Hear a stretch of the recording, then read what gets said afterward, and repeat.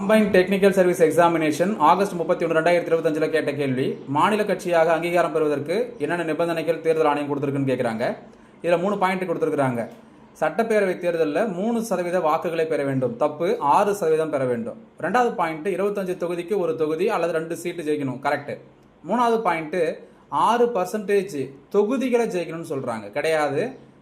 3% இடங்களை அல்லது 3 இடங்களையாவது ஜெயிக்க வேண்டும். ஸோ இதுக்கான ஆன்சர் பார்த்தீங்கன்னா 2 மட்டும் சரி, ஆப்ஷன் சி. இதுக்கு ப்ரூஃப் பார்க்கலாம். மாநில கட்சியாக அங்கீகாரம் பெறுவதற்கு 3 பாயிண்ட் கொடுத்துருக்கோம், பின்னாடி 2 பாயிண்ட் இருக்கு.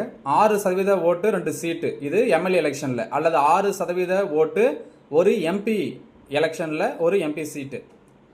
அதே போல் ஒரு 3% இடங்களை ஜெயிச்சிருக்கணும், அல்லது 3 இடங்களையாவது ஜெயிச்சிருக்கணும் எம்எல்ஏ எலெக்ஷனில். இது மட்டும் இல்லாமல் ஒரு லோக்சபா எலெக்ஷனில் 25க்கு ஒரு சீட்டு அல்லது ஒரு ஃப்ராக்ஷன், அதை தான் 2 சீட்டுன்னு கொடுத்துருக்குறாங்க. இதுவும் இல்லைனா லாஸ்ட் ஒரு பாயிண்ட் கொடுத்துருக்காங்க பாருங்கள், சட்டமன்ற தேர்தலில் 8% வாக்குகளையாவது அவங்க வாங்கியிருக்கணும்.